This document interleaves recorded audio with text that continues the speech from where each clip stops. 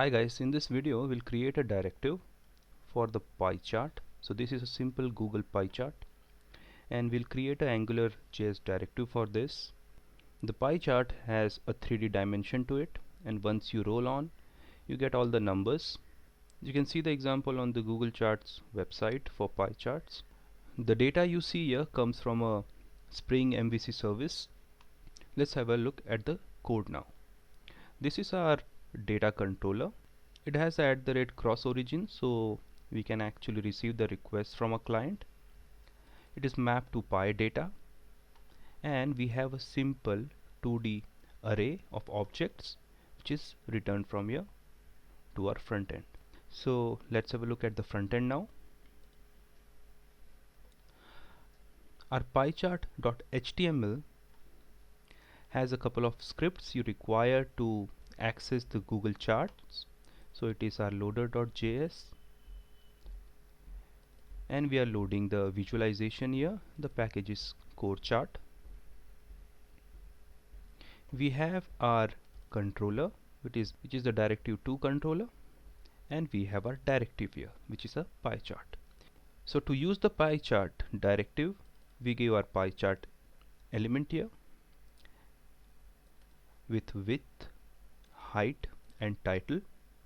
So you can see we have our title here, and width and height are also provided from the front HTML. We access it in a directive and display it here. Our app.js is quite simple, nothing much here. Angular module directives. Our directive controller calls the data service get data. The service calls our URL on the backend, gets the data and fills our scope.data. The scope.data is used in our directive. Let's have a look at data service once. So data service is a simple Angular 1 service. It uses our queue service and HTTP service. We get a deferred object, and using our HTTP service we call our py data, which sits on a backend. Then we resolve and return a deferred to the calling controller. Next, let's have a look at our directive. So the pie chart directive is restricted to being an element. Our template is inline. We have our ID as pie chart, style which we get from the HTML, whatever the user gives, even the height.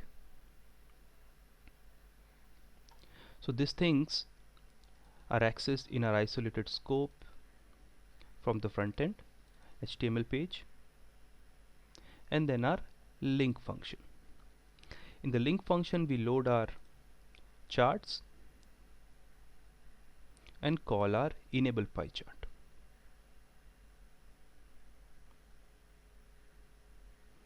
In enable pie chart we use the data which we get from scope.data, which is called in the service and filled up in the controller. We convert it into array to data table.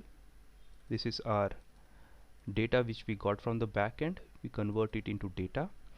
Then we take our pie chart element which is there in the ID.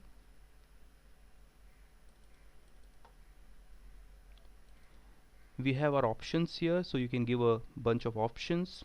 Is 3D is the one which makes us show the pie chart in a 3D. Then our title, width and height are attached,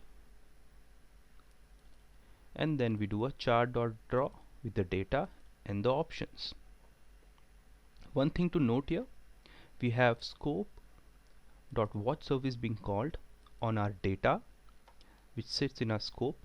So this is being done so that the chart is drawn. Simply said, we call our enable pie chart only when we get the new data, that is the data from the controller. Else we'll not show it, as there is no use of showing something which doesn't have data. So watch service keeps watching data, and once we get a new value we show our pie chart. So that's how you get a simple directive which looks great with all the 3D components and can be reused anywhere in your application. Thanks for watching.